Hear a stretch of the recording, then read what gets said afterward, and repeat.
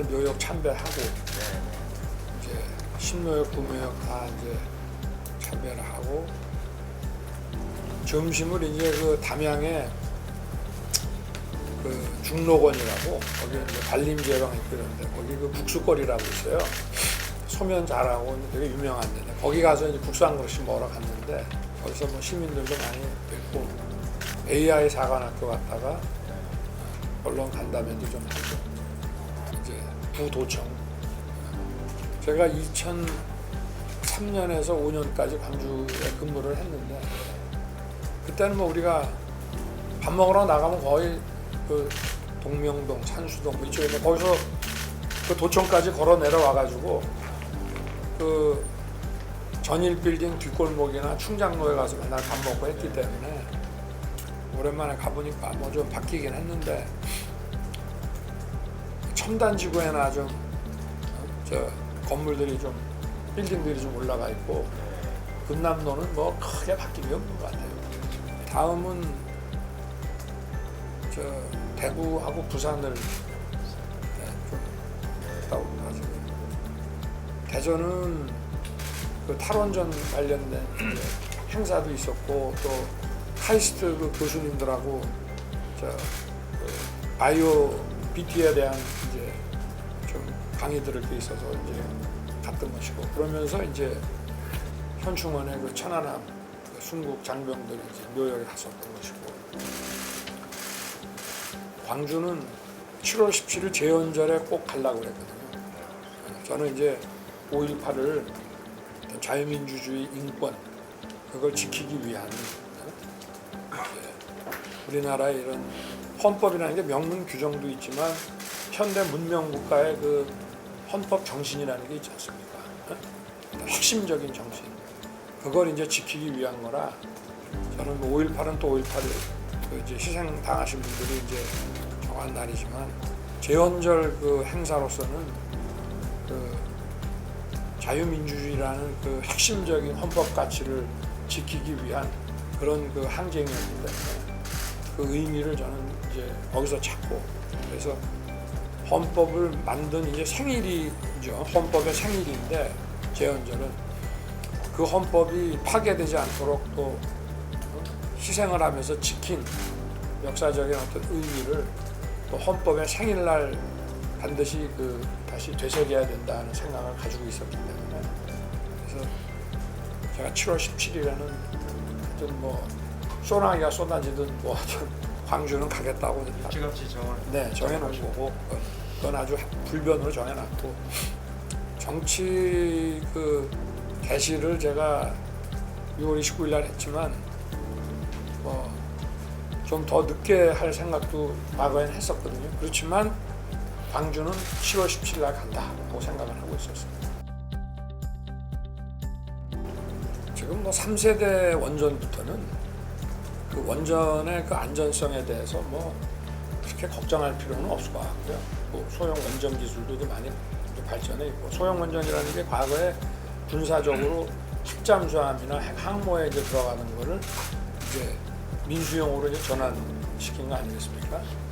원전 없이는 탄소 중립은 뭐 불가능한 것이 그게 이제 전문가들 에너지 환경 전문가들의 그건 뭐 정설이기 때문에 제가 뭐 그 분야의 최고의 전문가들의 견해가 충분히 납득이 되고 그리고 이제 우리 수소 에너지 같은 것도 현대차에 쓰이는 그 수소 에너지는 현대 제철 이런 데서 나온단 말이에요. 저는 탄소를 생산하면서 나오는 이제 수소인데 저게 이제 그야말로 깨끗한 그 탄소 제로의 이 수소 에너지는 물을 가수분해하는데 이거를 원전을 이용을 하면 수소를 깨끗한 수소를 얻어내기가 쉽기 때문에 거기서도 이제 그게 필요하고 이 수소를 저장하고 있으면은 이게 바로 이제 또 에너지원이 되기 때문에 이게 원전 없이는 저는 일단 어렵다고 봅니다. 대통령이 되신다면 탈원전부터 바로 해결하시겠다 이렇게 해석이 되겠습니다. 글쎄 그거는 뭐 그 우리가 지금 예정돼 있는 원전들 있잖아요. 공사 중단시켰다가 이번에 하나 재개했죠. 다 계획을 잡았다가 지금 시작 못하고 있는 것들은 좀 돌려야 되고 월성도 다시 평가를 해가지고 기본적으로 경제성이 부족하다, 문제가 있다라고 하는 거는 참 받아들이기 어려운 것이, 어쨌든 원전이 화석 에너지나 신재생 에너지보다는 경제성이 가장 높은 거란 말이에요. 그리고 기왕에 만들어 가지고 30년의 그 이제 가동 연한을 마무리를 했고 문제가 없어서 다시 연장으로 돌릴 경우에는 조금만 보수를 하면은 건설 비용은 다 뽑은 거 아닙니까?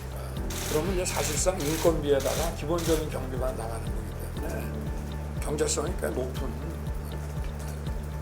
인류 역사상 원전 사고라고 하는 게 이제 사실은 체르노빌이 원전 사고고, 후쿠시마는 이제 저거는 지진과 해일이란 말이에요. 그리고 방사능이 외부에 유출되고 사람이 죽고 다친 건 아니란 말이에요. 그리고 미국의 드리마일은 사고는 났지만 이 경납고가 확실하게 폭발이 일어나지 않았기 때문에, 이제 가압 수용이라든가 등압 수용 이렇게 나눠져 가지고, 이 가압 수용은 그 폭발이 일어나지 않아서 경납고가 터질 일이 없다 이 말이에요. 3세대 원전들은 그런 수속 폭발이 일어나기 어렵기 때문에 제가 볼 때는 그 안전 문제를, 체르노빌을 가지고 안전 문제를 거론하기에는, 저게 만약에 우리가 탄소 중립이 안 돼가지고 그 지구 환경이 망가진다고 그러면은 거기서 올 수 있는 그 재해라고 하는 건 어마어마한 겁니다. 그건 뭐 코로나가 유가 아니고, 그렇기 때문에 인류가 생존하기 위해서 하자는 건데, 탄소 배출을 하는 그런 에너지원을 쓴다든지, 더구나 뭐 요새 그 친환경이라고 하는 것은 녹지를 엄청나게 지금 없애야만 이제 가능한 것이고, 이 풍력 같은 거는 우리는 이제 바다에서 하려고 그러면 송전하는 데 문제가 많이 되고, 친환경 에너지라고 하는 것은 바람이 불 때 안 불 때, 또 낮에 태양열이 있을 때 없을 때 하다 보면은 충전 비용이 또 많이 들거든요. 보존 비용이. 배터리 지금 기술로 하면 이게 배터리 그 비용만 해도 우리 한국 같은 경우는 500조 든다고 그러는데, 이걸 만약에 제대로 다 우리가 쓰게끔 한다고 하면 이 녹지라고 하는 거는 또 탄소를 없애주는 역할을 또 하잖아요. 그러니까 이제 그런 종합적인 면에서 봤을 때는 원전을 정말 이게 그 원전에 이런 경납고라든가 이런 데 안전 문제가 생겨서 점검을 위해서 스톱을 한다거나 다시 이거를 손을 봐서 쓰기가 어려웠을 때 그거를 원안 위에 돌려가지고 안전 문제로 더 이상 가동을 안 한다, 이거는 모르겠는데, 경제성을 이유로 해가지고 경제성이 안 나온다 이렇게 해서 중단하는 거는 상식적으로 좀, 제가 저 대전지검에다가도 그 수사를 그냥 뭐 압수물 분석하고 뭐 사람 막 소환하고 이러지 말고, 원전의 그 각계 전문가, 없애야 된다고 주장하는 사람, 또 이걸 왜 없애냐고 주장하는 전문가, 이런 분들을 한번 오시라 그래갖고 전반적으로 한번 얘기를 들어봐라. 그렇게 그런 걸 기초로 해서 이제 수사를 해 들어가야지, 그냥 뭐 압수물 가지고 이 필드 리서치가 안 된 상태에서 그냥 일반 그 증거를 본들 그 의미가 뭔지를 또 잘 모르거든요. 공급량과 가격이라는 게 이제 그 시장에서는 수요 공급 곡선이 만나는 점에서 정해지는 건데, 수요를 억제하면은 거래량은 떨어지지만 가격은 좀 잡힌다고 쉽게 생각을 할 수가 있거든요. 근데 이 수요 곡선은 이제 좌측으로 이동을 시킨다는 건데, 근데 그거를 이제 그 각종 무슨 세제, 특히 무슨 양도세라든가 이런 거를 막 그 과다 부과를 하는 방식으로 수요 억제를 시키려고 그러면 공급 곡선 또한 또 움직입니다, 이게. 왜냐하면 이게 양도세 같은 거는 이제 매물을 내놓을 때 들어가는 비용이잖아요. 내가 갖고 있는 물건을 내놓을 때 내가 여기서 얼마나 차익을 옛날에 샀던 거에 대비 수익을 볼 수가 있느냐 가지고 나가는 건데, 양도세라고 하는 거는 이 공급의 비용 아니겠습니까? 그러면 수요 곡선만 왼쪽으로 가는 게 아니라 공급 곡선까지 움직이면서 거래량은 줄고 가격은 더 오른다 이 말이에요. 수요를 자꾸 억제를 할 게 아니고, 아니 이 시장 경제 자본주의 사회에서 아니 사람들이 그 원하는 거를 억제하면 되겠습니까? 이거를 값싸게 공급을 많이 해줘야 된다. 그래서 그러면 값싸게 공급해주는 방법이 뭐가 있는지를 봐야 되고, 또 멀리 떨어진 데다가 신도시 만들어가지고 막 저렇게 제대로 저게 신도시가 계획이 돼가지고 사람들이 입주해서 불편 없이 살려고 그러면 한 10년 가까이 걸리는데, 이 실시간에 그 수요를 반영해서 공급이 돼야 되는데, 서울에 지금 우리 용적률이 너무 낮아요. 맨하탄을 가보시란 말이에요. 그 맨하탄이라는 데가 이게 일본 저 미드타운 이런 데 가면은 이게六本木이런 데 가면 막 건물들이 뭐 맨하탄하고 비슷하잖아요. 맨하탄은 저 용적률이 한 2000% 안 되나 싶은데, 왜 그런 개발을 안 하냐. 그 아래는 상가고 위에는 집이 있고, 또 약간 외곽 같은 데도 이스트 사이드, 웨스트 사이드 해가지고 막 저 트럼프 이런 사람들이 원룸도 짓고 뭐 소형 아파트들도 많이 짓지 않습니까? 저는 이제 그렇게 해서 공급이 늘리면은 서울도 얼마든지 할 수 있다고 봅니다. 많이 대폭 허용하고 요건을 너무 엄격하게 해서도 안 되는데, 시행하고 시공하는데 그 수익이 너무 높게 가지 않도록 좀 값싸게 공급할 수 있게 좀 해줘야 된다 이 말이에요. 예를 들면 민간이 그냥 알아서 하는 거를 정부가 가격 통제하기는 어렵지만, 예를 들어 정부가 갖고 있는 땅이나 뭐 어디 관청을 옮기거나 이렇게 해서 발생한 뭐 이런 부지라든지, 또는 필요한 지역에 일부 수용을 해가지고 보상을 해주고, 이제 국가 소유로 이걸 딱 했을 때 토지를 제외한 건물만 분양하는 방식이라든지, 또는 분양 원가를 통제할 수가 있어요. 그거는 원가 상한제도 할 수 있고, 그렇게 해서 하여튼 시장에 값싸게 좀 공급이 돼. 물량이 많이 나와도 가격이 떨어지겠지만, 저는 이게 무슨 풍선에 그 바늘로 풍선에 이제 김 빼는 식으로 아파트 값들이 막 높은데 주변에 정부에서 좀 값싸게 아파트를 공급을 한다 그러면 가격들이 좀 많이 내려갈 수 있고, 특히 이제 20평짜리 정도 되면은 저거 땅 없이 그냥 저 건물만 공급할 때는 이 단가를 많이 낮출 수 있거든요. 그러면 청년 세대 같은 경우에 대출을 일생에 한 번이고 청년이 하는 거니까 앞으로 인생 많이 살잖아요. 그러니까 어쨌든 돈을 갚는다고. 청년 세대는 계속 이자가 붙지만 돈을 갚는다 이 말이에요. 나이 든 사람보다는 훨씬 부도날 확률이 적다고. 그러면은 이 소위 뭐 우리 그 DSR이나 뭐 이 LTV 같은 걸 아주 높이 해가지고 대출을 한 1억 5천, 2억 정도 해주면은 한 20평짜리 그 건물 분양 같은 거는 사실은 돌파가 가능하거든요. 그러니까 그런 식으로 좀 적극적으로 나서갖고 소유권을 갖게 해줘야 되는데, 이게 사람들을 전부 이게 임차인을 만들어. 우리나라 사람들은 특히 집에 대해서는 그 이 소유 의식이 굉장히 강하거든. 그걸 부정하면 안 돼요. 그게 다 DNA에 이유가 있는 거라. 그러면 그거를 뭐 미국 사람들 왜 그 토지 담보부 대출을 많이 해주잖아요. 직장만 들어가면은. 그것도 결국은 소유권을 잡는 거 아니겠습니까? 유보부로서 이제 은행하고 같이 갖고 있다가 점점 줄여갖고 자기 거를 갖는 건데, 그런 많은 사람들이 소유를 할 수 있게 해줘야지.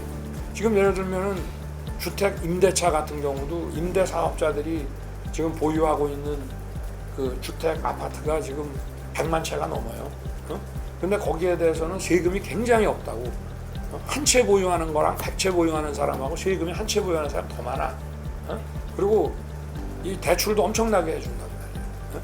그러니까 제가 그 임대사업자를 뭐 박살내자는 뜻이 아니라 한 3주택 이상을 보유하면서 임대사업을 하는 경우는 그건 대출을 좀 회수하자 이거지.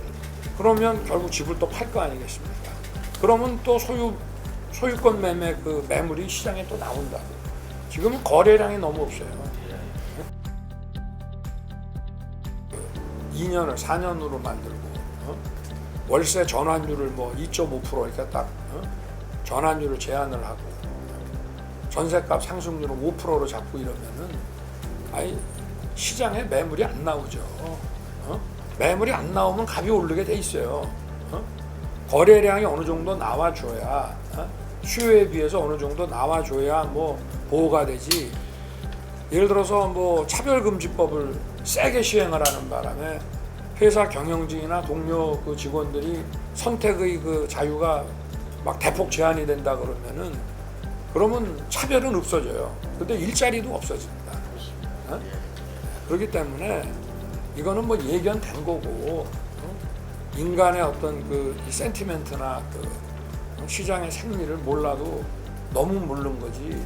어떻게 이게 가능하냐. 저는 옛날에 1년에서 2년으로 바꿀 때는 별 문제가 없었어요. 그때는 왜 그랬냐면 다들 2년씩으로 사실상 거래 관행이 1년마다 하지만 거의 2년을 해줬거든. 그리고 1년에서 2년 될 때는 그렇게 전세값을 많이 안 올렸다. 보증금을.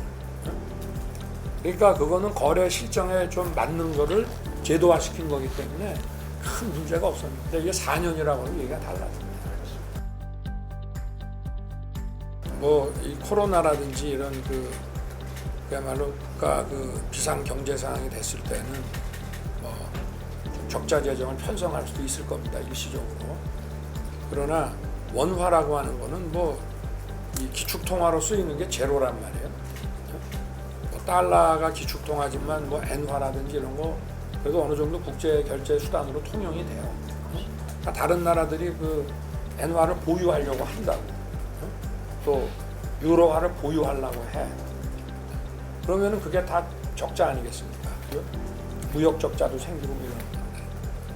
근데 이제 일본 같은 경우는 또 저축률이 굉장히 높았기 때문에 일본도 지금 뭐 국가 부채, 정부 부채가 굉장히 높은데 저게 다 20년 동안 노인 복지에 들어간 돈 때문에 저러거든요.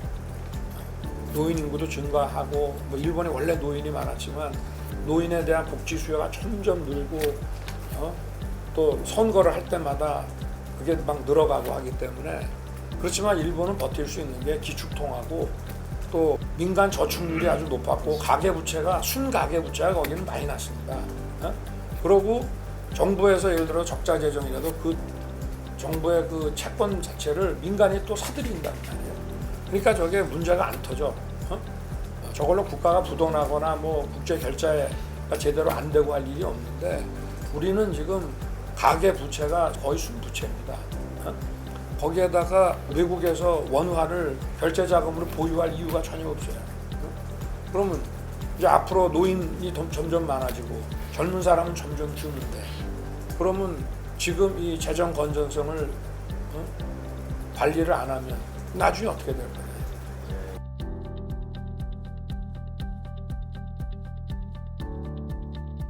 그러니까 저희가 대학 다닐 때는 이제 뭐 종속 이론이라든가, 그러니까 이 개발도상국의 어떤 구조적인 문제는 이런 그 소위 그 제국주의 때문에 물론 이제 이 그 군사적인 제국주의는 이제 많이 없어졌지만 이런 경제적 제국주의 때문에 생긴 문제다. 그래서 이 대한민국은 대한민국, 남미는 남미 이런 문제를 외생적인 문제로 보는 경향이 많았지 않습니까? 이제 우리가 학교 다닐 때 이제 그런데 좀 학교 나가면 친구들하고 뭐 서클하면서 보는 책들이 대부분 그런 거고 또 그거 아니면은 이제 대학에서 우리가 정식으로 배우는 거는 전부 케인스 이론이라.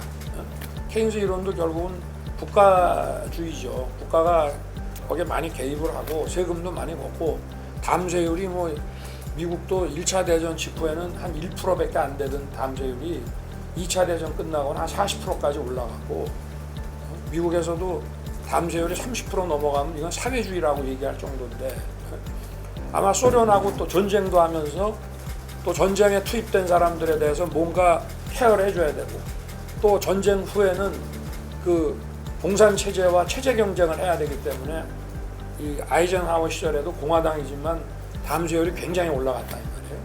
근데 이제 다 그게 이제 케인스 이론이 지배를 하는 건데 이제 저희 부친이 그 밀턴 프리드만의 그 책을 권한 것은 이런 소위 종속이론 개념, 그 다음에 이런 케인시안. 근데 원래 경제 시장 경제 이론을 좀 가장 기본적인 거를 또 좀 알아야 되기 때문에 너무 한쪽으로 이제 편중되지 말라고 그 책을 이제 권해 주신 거고. 근데 제가 거기에 굉장히 감명을 많이 받았어요. 그래서 제 기억에는 2006년 중수부 연구원 할 때까지 검사대관 그 책을 계속 갖고 다녔어요.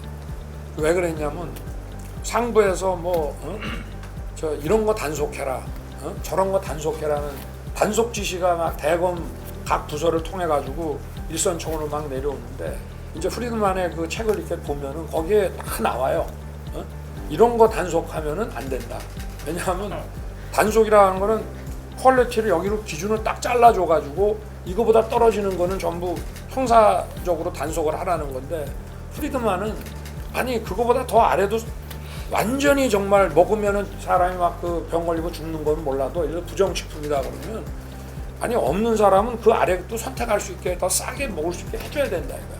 이거 먹는다고 당장 어떻게 되는 것도 아니고, 그러니까 이거를 이렇게 올려놓으면은 예를 들면 햄버거 뭐 50전짜리도 먹을 수 있어야 되는데 50전짜리를 팔면서 뭐 위생이라든가 이런 퀄리티는 5불짜리로 맞춰놓으면은 그거는 소비자한테 이건 선택의 자유를 제한하는 거다. 또 미국의 FDA의 그 의약 규제 같은 것도 너무 과도하다. 아니 당장 저 암에 걸려서 죽을 사람은 신약이 나오면은 그 삼상 실험하기 전에도 내가 먼저 쓰겠다 그래 쓸 수 있게 해줘야 되는데 그걸 왜 막냐 도대체. 그래서 제가 이제 그걸 다시 이제 읽어보고 딱 요약해서 위에다가 이 단속은 저 별로 가벌성이 높지도 않고 안 하는 게 맞습니다. 그래서 이제 이 소위 공권력의 발동을 제동을 걸으셨군요. 좀 하는데 좀 많이 좀 써먹었습니다. 저는 이렇게 생각해요. 규제는 필요한 규제가 있고 착한 규제가 있고 나쁜 규제가 있어요. 그러니까 컨텐츠를 건드리는 규제는 나쁜 규제입니다. 그 다음에 착한 규제라는 거는 제가 예를 들면 이렇게 거래를 한다고 쳐봅시다. 그러면 저놈이 사기꾼이 아닐까? 또 제가 만든 물건이 저게 과연 자기가 그 물건의 퀄리티를 표시한 거에 맞는 건지 제가 그걸 다 일일이 확인하고 거래하려고 그러면 제가 10만 원짜리 물건 사는데 그 정보 비용이 100만 원이 들어요. 근데 제가 10만 원짜리 물건 사는데 정보 비용이 안 들고 그냥 신뢰하고 믿을 수 있어서 해야 거래가 되지. 거래하는데 정보 비용이 높으면은 그거는 전부 스레시홀드가 돼가지고 거래가 안 이루어집니다. GDP라는 거는 거래가 많이 이루어져야 올라가는 건데, 근데 저는 그런 어떤 투명성, 시장의 어떤 신뢰, 상품이나 이런 서비스 시장에 있어서 거기에 참여하는 사람들이 또 예를 들면 물건을 사가는 사람들이 제대로 결제를 할 수 있는 건지라든지 뭐 이런 데 있어서 이 거래 비용과 정보 비용을 낮추기 위해서는 그 시장이 공정한 룰이 있어야 되고 그 룰이 제대로 지켜지는지를 봐야 되는 거예요. 그런 면에서의 규제는 그거는 규제라고 보기도 어렵지만 다 그것도 레귤레이션이라고 보면 그런 규제는 해야 됩니다. 그런데 안 해도 되는 규제, 공무원들이 생각해서 그 시장의 어떤 그 거래 현실을 좀 망각하고 뭐 예를 들면 건축 규제 같은 거를 막 너무 과도하게 해가지고 뭐 집을 하나 건축을 하려고 그러면 건축사들이 이거 뭐 온갖 무슨 심의를 다 거쳐가지고 아니면 아예 도시 미관심의위원회 같은 걸 해가지고 일률적으로 야 여기는 빨간 지붕이면 말이야 여기는 녹색 지붕으로 해서 그런 일관된 어떤 뭐를 도시 미관을 가지고 하는 건 모르는데 그게 4개월 5개월씩 걸린다. 그럼 집을 짓겠습니까? 집을 못 져요. 그러면 낡은 거 있어도 질라 그러면 한숨이 집 질라고 건축사 사무실에 가면 얼마 걸립니까? 그러면 옛날 같으면은 설계해 갖고 그냥 뽑으면 바로 가는 건데 안전성만 봤는데 지금은 오만 규제를 다 한단 말이에요. 그런 거는 그런 규제는 과감하게 없애야죠. 이 규제라고 하는 거는 공무원이 하잖아요. 무슨 국장이 하고 뭐 장관이 하는 게 아니잖아요. 대개가 8급, 9급 공무원들이 합니다. 공무원 생활 시작한 지 얼마 안 되는 사람들이 그 주 실무자가 되고 또 자기들이 다 못하니까 위원회를 막 만들어. 위원회가 대한민국에 너무 많아. 그러고 정권에 따라 가지고는 뭐 아마 보수 정부가 들어오든 진보 정부 때든 간에 이 위원회의 위원으로 참여하는 사람들이 대부분 진보 성향의 시민 단체 활동하는 사람들이 많다고. 그러면 계속 제동을 걸어요. 그러니까 이게 도무지 뭐 일을 할 수가 없는 거야. 이 투자 의욕을 완전히 그냥 투자를 하게끔 만드는 규제야 돼. 아까 제가 말씀드린 착한 규제라는 거는 시장을 믿을 수 있게 만드는 규제이기 때문에 돈을 투자해도 돼. 그냥 이 시스템을 믿고 들어가면 되는데 그게 아니라 이 콘텐츠를 갖고 규제를 하면 그 귀찮아서 누가 그거 하겠습니까? 또 이제 안전 문제 같은 거는 이제 좀 봐야 되지만 그것도 너무 과도하게 하는 건 안 맞다고. 그러니까 우리가 이제 뭐 이런 얘기 하지 않습니까? 개혁이라는 거는 노동 개혁만 할 게 아니라 재벌 개혁도 같이 가야 된다. 그게 뭐냐면 노동 개혁이라는 거는 노동의 그 활용을 더 효율적으로 하기 위해서 하는 거고, 또 이 뭐 시쳇말로 그 기업 지배 구조의 개혁이라고 하는 거는 자본을 더 효율적으로 쓰기 위해서 하는 거거든요. 그러니까 이 기업을 더 투명하게 해서 지배 구조를 개혁한다는 거는 기업 가치를 더 올리는 겁니다, 이게. 그래서 우리 시쳇말로 우리가 이제 과거에 무슨 검찰에서 어디를 뭐 대기업을 수사했다 그러면 한번 보십시오. 처음에는 조금 출렁하다가 그 기업의 주가가 올라갑니다. 그 왜 그러느냐? 이 기업 가치를 높여가는 데 장애가 됐던 리스크가 제거되기 때문에 이제 올라가는 거거든요. 그러니까 사람으로 봤을 때는 좀 불편한 일이 될 수 있겠지만 기업 자체는 그리고 그 기업을 중심으로 해서 이루어지는 이자를 받아가는 은행, 월급을 받아가는 직원, 근로자, 또 뭐 상품 거래를 하는 사람, 하청업자들, 납품대금 이런 모든 사람들이 더욱 안심하고 이런 거래를 할 수가 있다 이거고. 그리고 아까 말씀드린 대로 대부분 그게 시장에서의 공정한 경쟁 법칙에 소위 이제 반칙을 한 거라고 이제 봐야 되기 때문에 아마 그거는 앞으로 저 개인의 문제가 아니고 제가 그런 사건을 맡았다는 것이지 일부러 막 읊는 거를 파죽인 것도 아니고 대부분은 이제 공정이나 금감원이나 국세청이나 이런 데에서 다 조사해서 검찰에다가 마지막 이제 그 사법 처리를 의뢰하는 사건들이 이제 대부분입니다. 저는 이거를 안 한다는 것도 사실은 좀 말이 안 되는 얘기인데 저는 이제 우리 경제가 더 성장하고 우리 사회에 있는 노동과 자본이라고 하는 이 성장 자원들이 더 효과적으로 쓰이고 그렇게 해서 잘 분배되고 이렇게 해야 되는데 다만 이제 기업 경영진에 대한 그 문제 그걸로 좀 바뀌냐 기업이라는 거는 놓지 말고 경영진의 문제를 놓고 보면은 저는 형사법의 그 개선이 많이 필요하다고 생각하고 있어요. 일단 미국을 보면은 월가 같은 데 이렇게 보면은 경영진을 바로 사법 처리하는 거는 많이 없어졌습니다. 이제 기업 내부에 이제 우리 준법 감시인이라고도 하고 컴플라이언스죠. 컴플라이언스. 미국은 요새 지난 한 20여 년 동안 어떻게 많이 바뀌었냐면은 이게 예를 들어서 SEC에서 어느 뭐 금융기업이나 이제 기업을 딱 그 수사 의뢰가 딱 들어오잖아요. 그러면 그 뭐 연방 검찰이나 그 맨하탄 검찰 이런 데서 그 기업 보고 이 너희들이 컴플라이언스를 담당하는 그 로펌을 하나 붙이라 그래요. 이 사람들이 조사를 다 합니다. 조사를. 거짓말하면 수사가 들어가요.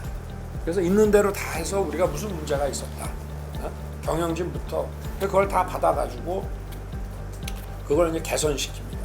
그리고 회사에서 예를 들어서 부당하게 가져간 거는 다 토해내게 만드는 거예요. 그리고 법인이 제대로 이거를 그 사전에 감사나 이 컴플라이언스 제대로 못했다 해서 법인에 대해서는 벌금이 들어가고 그리고 경영진 자체는 그 시스템에 협조한 대가로 한 번에 한해서는 기소 유예를 해줍니다. 또다시 하면 그때는 이제 그럼 보통 기소 유예 받은 사람은 리타이어 해요. 그냥 하는데 그 벌금 낸 액수 있잖아요. 벌금 낸 액수는 그 기업의 소액 주주들이 거기에 이제 관여했던 경영진 대주주들한테 이제 소위 그 이제 집단 소송 같은 거를 겁니다. 대표 소송 같은 거를 그렇게 해서 민사적으로 이제 해결이 되고 또 자기들이 볼 때는 아니 이 경영진이 잘 해서 우리 주가도 많이 오르고 해갖고 나도 돈 많이 벌었기 때문에 나는 크게 이의 없다. 그런 사람들은 또 빠집니다 이게. 네? 실적이 좋은 사람들은 그렇게 해가지고 이게 가지 우리나라처럼 이제 전격적으로 막 기업에 대한 회계장부 압수수색을 해가지고 밑에서부터 조사해 들어가고 뭐 뉴스에 막 나오고 아주 그 최고 그 CEO들이 막 망신당하고 하는 조용하게 이루어지면서 내실 있는 그 통제가 되거든요. 그리고 이제 그러기 위해서 또 필요한 게 뭐냐면 법인의 형사 책임을 인정해주는 형사법 개정이 좀 있어야 돼요. 그래서 법인에 대해서도 벌금, 고액 벌금 같은 것들을 다할 수 있어야 되고 그러면 굉장히 편한 것이 우리가 야 이거 너희 회장이나 오너가 알아 이거 알고 지시한 거냐 모르고 지시했냐를 조사하기 위해서 밑에서부터 막 그러면 기업의 조직 자체가 막 와해가 됩니다 이게 전무 부사장에서 위에다 보고했어 안 했어 컴퓨터 다 까 그러면서 너 여기 이런 거 있는 거 보면 이거 한 거 아니야 뭐 이래 가지고 전방위적으로 막 조사가 되는데 협조 받아갖고 기본적으로 이 문제가 왜 발생했는지 딱 나오고 그 다음에 어쨌든 법인에서 좌우간 의사결정 내부가 어땠는지와 상관없이 이건 잘못된 거다 위법을 저질렀어 그러면 거기에 어느 경영진이 관여됐는지를 고의를 입증하기 위한 그런 전방위적인 조사가 필요가 없어요 그러면 그 법인에 대해서 그냥 고액 벌금을 때려 그러면 주주들이 알아가지고 이 경영진이 과연 우리한테 얼마나 손해를 줬는지 이런 것들을 다 계산을 해서 민사로 그건 가는 거예요. 근데 민사가 재판이 부지 하세월이 걸리는 게 아니라 플립하게는 민사에서 세트를 합니다. 또 그렇게 해서 경영진은 뭐 연봉을 갖다가 뭐 몇천만 불씩 받으니까 그런 문제가 생겼을 때는 이제 돈으로 이제 때우고 나가면 되는 거고 그리고 그런 걸 안 겪기 위해서 아주 정확하게 그 컴플라이언스 시스템을 이제 굴리기 때문에 이제 그런 경영진의 그 형사처벌 리스크라는 게 거의 없어졌어요. 그래서 이제 그런 식으로 좀 바뀌어 나가고 좀 선진화되고 네, 투명화되면 그렇습니다. 다 같이 해결이 될 것 같고 네, 기업들이 그렇게까지 공포에 떨 필요는 없다. 저는 그렇게 생각합니다. 좀 제도를 많이 바꿔 나가야 된다고 생각합니다. 일자리를 만들게 해줘야죠. 뭐냐면은 지금은 기업들이 뭐 투자를 하려고 해도 해외로 나가잖아요. 소위 그 인플로이먼트 프로텍션이 지나치게 과하다 보니까 제가 마음대로 해고하자는 게 아니에요. 미국 법은 이 사람을 해고할 때 이 저스트 커즈가 필요 없어. 정당한 사유가 필요 없어요. 그냥 뭐냐면 이 시빌 라이트 액트 민권법에 따라서 차별만 아니면은 언제든지 해고가 가능하고 그러고 민권법에 따른 차별이면은요 우리 같은 그 해고 무효 소송 이런 거 안 합니다. 그냥 경영진이 해고하면 해고하는 건데 그게 차별금지법 그러니까 시빌 라이트 액트 위반이라 그러면 손해배상을 소송을 거는데 손배는 엄청나게 인정해 줍니다. 회사에서 딱 해고되면 그 회사는 떠나는 건데 아 내가 민권법상의 차별을 받았다. 그게 이제 케네디 때부터 존슨 거쳐갖고 시빌 라이트 액트 타이틀 1, 2, 3, 4, 5까지 가가지고 그게 사실은 그 근로자의 어떤 정말 자존심과 그 기본권 보장을 사실 해주는 거거든. 그래서 저도 함부로 해고당하지 않을 내가 직장에서의 그 어떤 내 자리의 어떤 정당한 존속성이라고 하는 거는 그 어떤 헌법상의 그 기본권이라고 그런 차원에서 이게 되고 근데 우리나라는 이 대륙법계는 저스트 커즈가 있어야 돼. 이를테면 게을르고 저성과자라든지 뭐 이런 그다음 회사가 또 어려움에 처해가지고 인력을 좀 감축하지 않은 회사가 생존할 수 없는 경우 또 회사가 더 그러니까 기존에 있는 사업은 이제 없애고 예를 들어서 수익을 많이 낼 수 있는 그런 이제 쪽으로 회사가 그 사업 구조를 개편할 때는 거기에 맞춰서 또 그 소위 말한 그 얼리 리타이어 프로그램 같은 걸 만들어서 정당하게 또 보상해주게 바꿀 수 있고 이런 게 안 되고 어떻게 사업을 하겠습니까? 회사가 사업을 할 수 있게 기업이 해줘야 그건 일자리는 저절로 나와요. 미국은 그런 저스트 커스도 요구 안 하지만 사실은 그 실업률 추이를 전 세계 실업률 추이를 쫙 보면은 거의 제일 낮아요. 옛날에 그 프로텍션이 제일 강했던 뭐 독일, 덴마크 이런 데가 일시적으로 미국보다 높은 경우는 있는데 쭉 그 수십 년 동안의 그 저 실업률 추이를 보면 미국이 제일 낮습니다. 그런 걸 보면은 일자리는 세금 갖고 만드는 것이 아니고 기업이 일자리를 만들 수 있게 저는 왜 우리 4차 산업혁명에서 뭐 제도와 그 교육에 무슨 혁신이 필요하다고 그러는데 정부가 나서서 혁신을 안 해도 돼요. 저는 이 과도한 그 인플로이먼트 프로텍션만 좀 완화가 되면 알아서 혁신이 됩니다.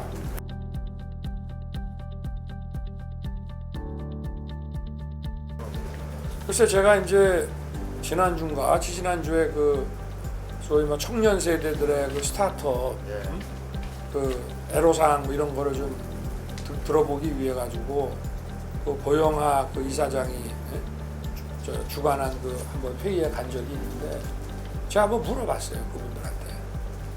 주 52시간 거기는 최저임금은 걱정을 안 해.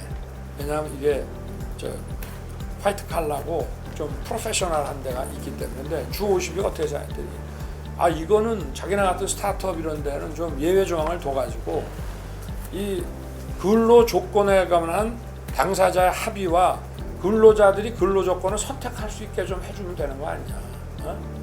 100시간이든 200시간이든 쓰되 연간 전체 또는 6개월 단위로만 해줘도 그리고 이게 뭐 하나 저 개발을 하려고 게임 같은 거 하나 개발하려고 그러면 정말 한 주에 52시간이 아니라 진짜 24 곱하기 7하면 얼마야?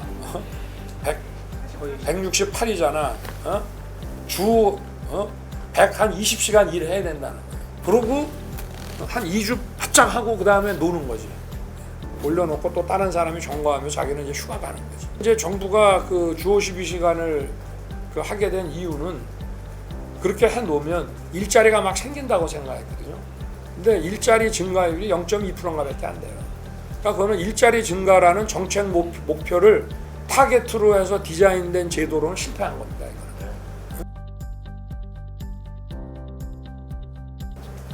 그러니까 상속세가 이제 우리는 이제 상속 증여세 해갖고 상증세법이라고 법이 이제 하나인데 그 증여랑 똑같은 차원에서 이게 다뤄지거든요. 그 증여라고 하는 것도 소득이란 말이야. 근데 이제 기타 소득이지 쉽게 말해서 소득세법 입장에서 보면. 근데 증여에 대해서 이 보율의 소득세보다 더 높은 과세를 하지 않으면 우리가 정당한 목적 이유가 있어서 주는 그 대가, 근로소득이든 뭐 자본소득이든 이거를 증여하는 것으로서 그 소득세를 피한다. 그래서 적어도 소득세보다는 또 증여세는 불로소득이다 해가지고 소득세보다 이걸 높게 책정을 해놔요. 그리고 상속은 증여하고 똑같이 봐가지고 상증세로 해서 똑같이 또 규율을 해. 근데 선진국은 이런 나라가 잘 없습니다. 네. 미국 같은 경우도 상속세가 뭐 이런 무슨 배우자 공제며 뭐 이런 자녀 공제 이런 게 굉장히 많고, 그리고 우리나라는 기업 상속이라는 대부분 이제 주식의 상속 아닙니까? 그럼 이 주식 가치라고 하는 거를 이거를 국세청에서 가장 세금을 많이 받을 수 있는 거로 저걸 하다 보니까 지금 스웨덴 같은 데도 원래 그렇게 썼거든요. 그냥 기계적으로 하다가 보니까 나중에는 주식을 다 팔아도 세금을 못 내. 왜냐하면 내가 아버지가 100% 주식을 갖고 있었어. 근데 그게 한 1,000억쯤 돼. 그런데 세금이 예를 들어서 뭐 상속세가 뭐 면세 뭐 이런 거 다 해서 한 40%쯤 돼요. 요새는 뭐 최고세는 60%가 넘어가 60%지만 어쨌든 평균 세율로 해서 한 45%쯤 된다고 쳐봐. 그러면 1,000억 돌아가셨을 때 주식 가치는 1,000억인데 거기서 내가 세금이라고 하는 거는 뭐 바로 처분해서 내야 되는데 거기에 내가 주식의 45%를 바로 팔아가지고 시장에다가 물량을 던지면 주가가 쫙 빠지잖아요. 그럼 나한테 올 수 있는 돈은 얼마 안 돼. 그럼 이걸로 돌아가실 때 사망시 기준에 상속세를 내야 돼. 그러니까 그 스웨덴 기업들이 아예 그렇게 하느니 양도를 해버리면 영국 기업 이런 데가 다 양도해버렸다는 거예요. 그러니까 자국 기업들이 해외로 자꾸 주인이 넘어가니까 그걸 막기 위해서 어쩔 수 없이 뭐 기업인을 키워주려고 한 게 아니에요.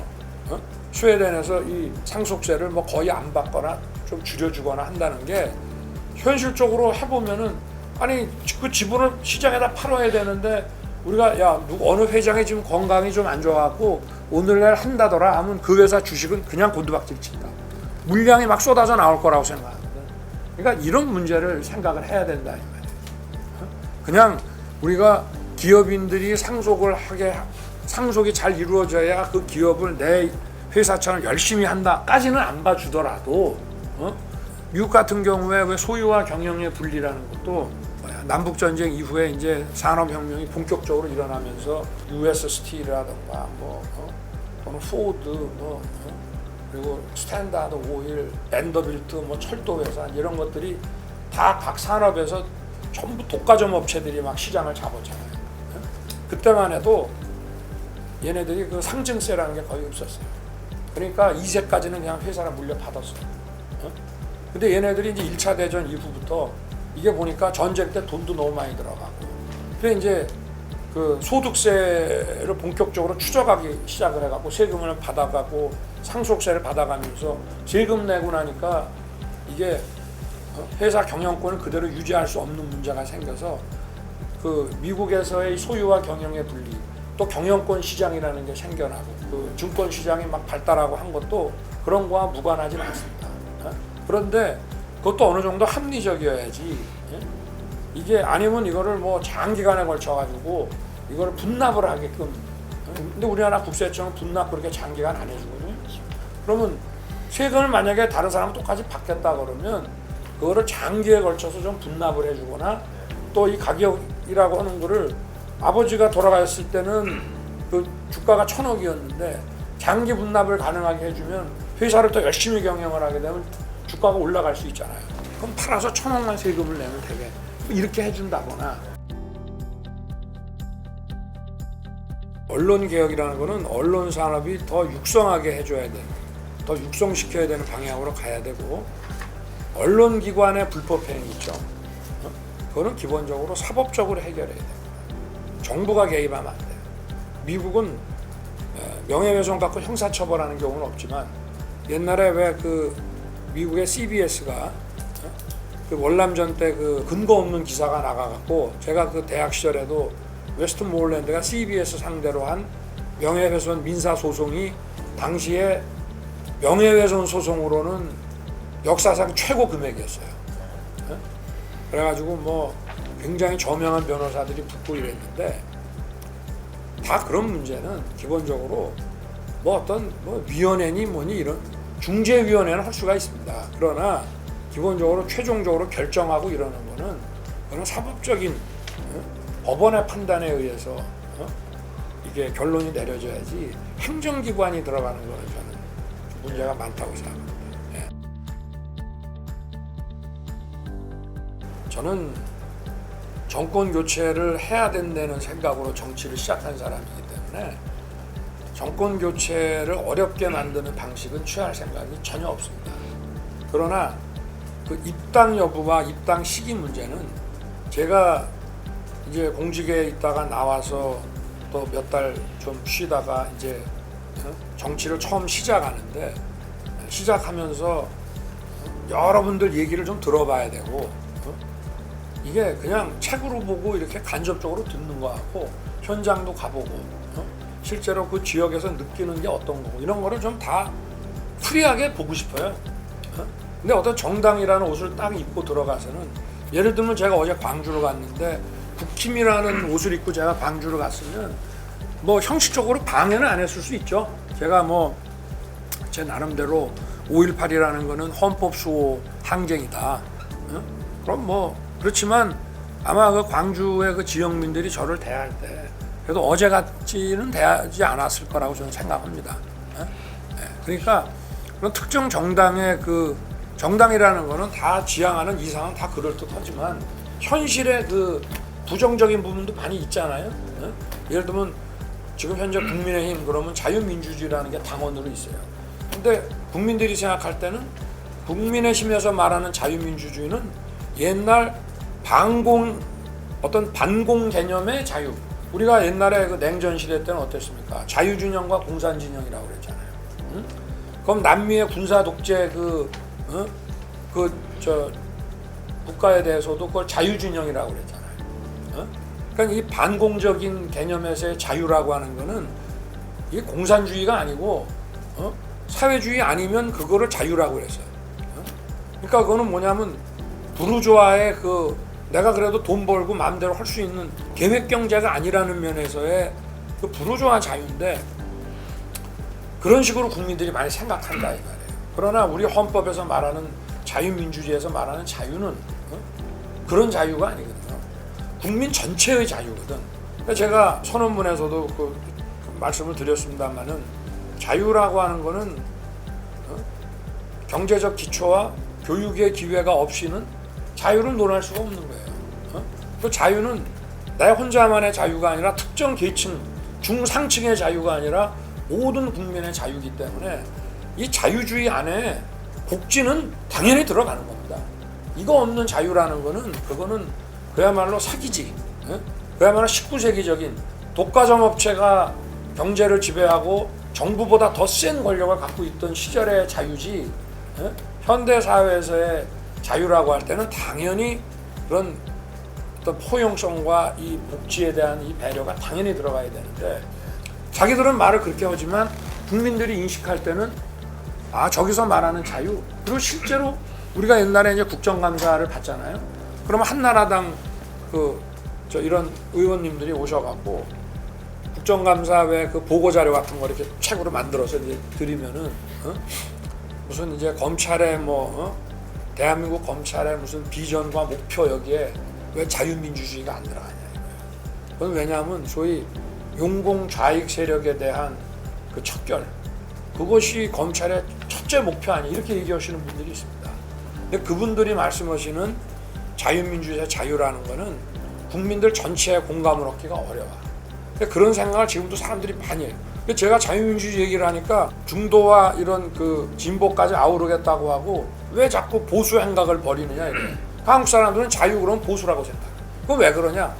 그렇게 이미 해왔기 때문에 그냥 경험적으로 아는 거지. 이쪽이나 저쪽이나 자기들이 대외적으로 선언하는 거하고 국민들이 느끼는 거는 다르기 때문에 저는 정치를 시작하는 입장에서는 그런 선입견 없이 프리하게 좀 많은 분들을 만나서 스킨십도 하고 얘기도 들어보고 근데 제가 어떤 그 딱지를 달고 이렇게 다니면은 그 편한 얘기를 듣기에 장애가 많습니다. 아니 들어와 국힘에 들어와서 다녀도 광주 와도 되는 거 이런 얘기 하시는 분도 있거든요.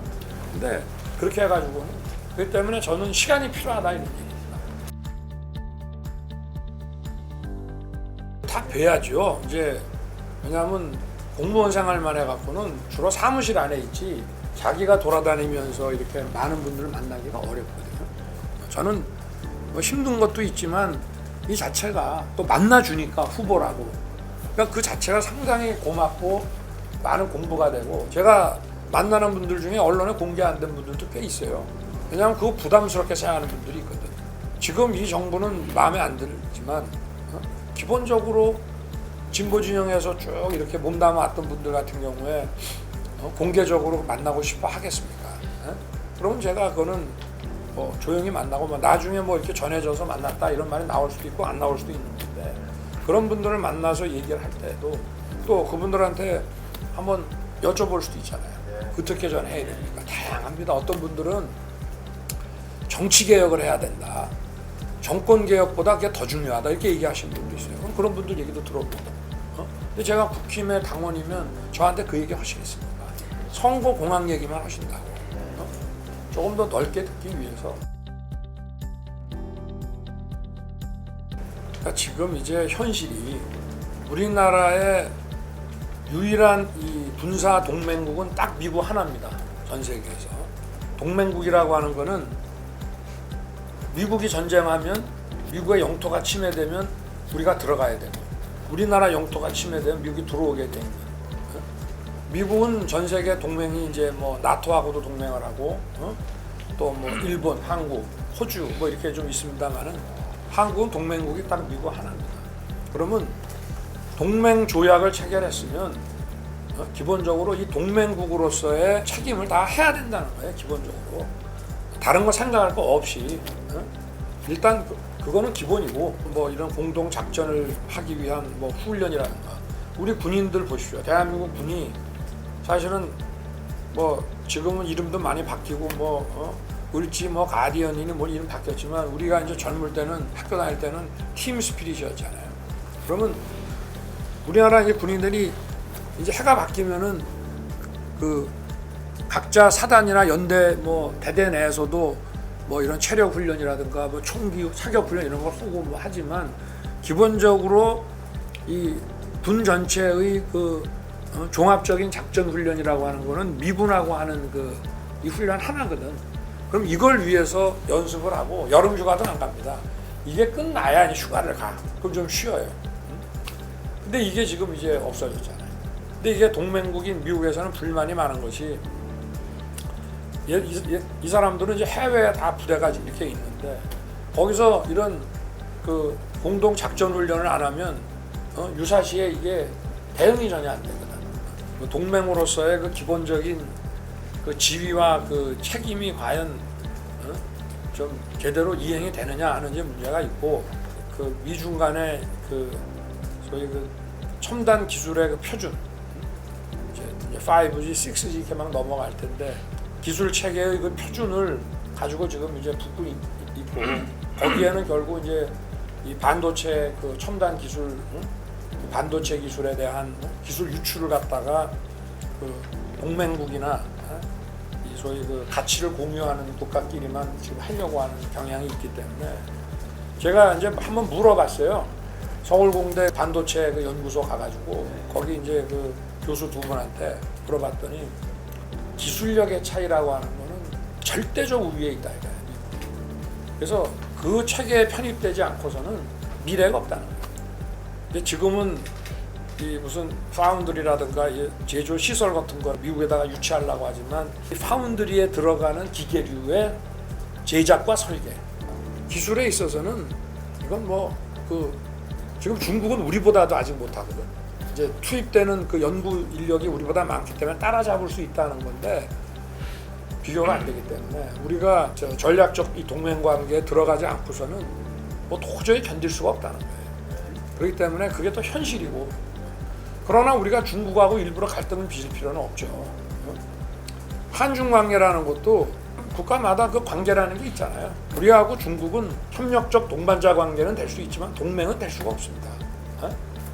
중국하고 북한하고 이렇게 또 관계가 있고 하기 때문에 그런 거는 명확하게 가릴 거는 가려야지 이렇게 애매한 관계를 가지고서는 한중 관계도 제대로 정립이 안 된다고 봅니다. 그래서 저런 중국 대사의 저런 발언은 저는 국제 외교 관례나 전 기본에서도 벗어난 거라 저는 뭐 거기에 대해서 제가 말할 필요조차 없어서 저는 말을 안 했습니다만은 이런 일이 벌어지는 것 자체가 이게 우리 정부가 어떤 그 모호성을 넘어 제가 그 늘 말씀드린 게 예측 가능성 우리의 입장을 분명하게 하고 그리고 나서 협의할 거 협의하고 가야 된다는 거죠.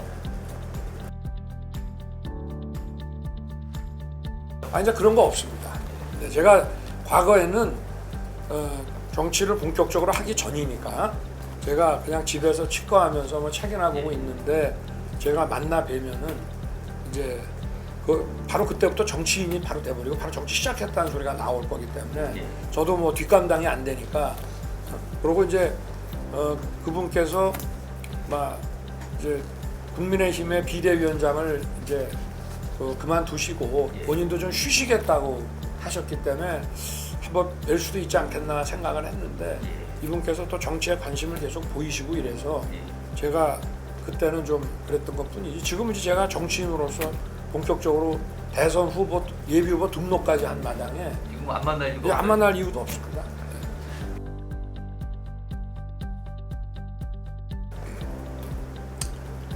어떤 팩트에 근거해 가지고 뭐 그것이 법적인 문제든 아니든 간에 결국은 이제 여당이냐 뭐 이런 문제를 떠나 가지고 국민들이 대통령 후보에 대해서는 얼마든지 궁금해하고 다 할 수가 있어요.